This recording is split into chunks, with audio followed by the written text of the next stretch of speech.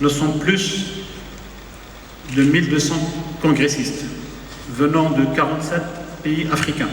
تم افتتاح اليوم المؤتمر الإفريقي للخبراء المحاسبين هنا بمراكش بقصر المؤتمرات، واللي غيدرس موضوع النجاعة في القطاع العام في افريقيا وفي المغرب بصفه عامه.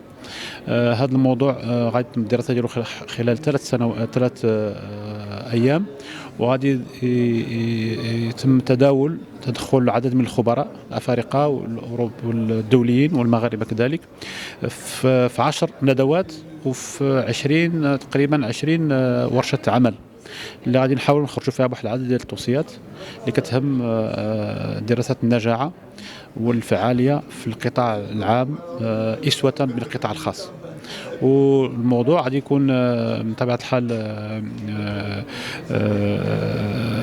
بحضور جميع الشركاء ديالنا بما فيهم وزاره الماليه، المديريه العامه للجماعات المحليه، المديريه العامه للضرائب، مديريه المقاولات العموميه والخصاصه، وبحضور كما سبق لي قلت اكثر من 1200 مؤتمر من 47 دوله افريقيه، من 11 دوله غير افريقيه كذلك مشاركه، وبحضور كذلك 10 ديال المنظمات الدوليه واكثر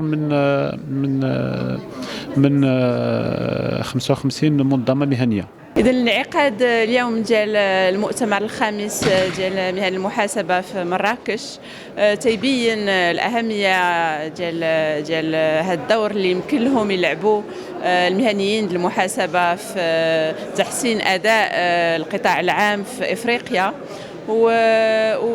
وأيضا تيبين الدور الرائد اللي تيلعبوا المغرب في تحسين الأداء ديال القطاع العام والخاص في أفريقيا، والدور اللي تيلعبوا أيضا في الاستثمار في القارة الإفريقية. Une question importante parce que tout se passait comme si l'action des experts comptables était uniquement portée sur la dimension du secteur privé. On se rend compte aujourd'hui que du point de vue de la gouvernance publique, de la reddition des comptes, de la traçabilité, de la présentation finalement de cette image fidèle du secteur public, l'expert comptable a un rôle important à jouer.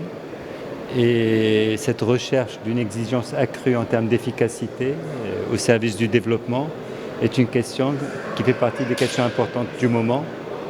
L'Afrique a aujourd'hui ses feuilles de route. La déclaration en perspective de croissance 2063 a ses priorités, et il est clair que dans ces priorités, la question du rôle du secteur public comme moteur de croissance, comme vecteur de création de richesse est une question importante. Le secteur public doit libérer les énergies, doit aider à créer les conditions d'une croissance plus forte. La problématique de l'emploi des jeunes est une problématique centrale dans tous les pays africains. La vision, le modèle vise à asseoir les conditions d'une croissance de 7% en l'an. Nous sommes aujourd'hui à 3,5%, donc il reste un long chemin à parcourir. Et il est important que les experts comptables se mobilisent aussi, avec leur regard, avec leur technicité, avec leur expertise, pour apporter un plus. Gathered here, more than 1,200 professional accountants across Africa.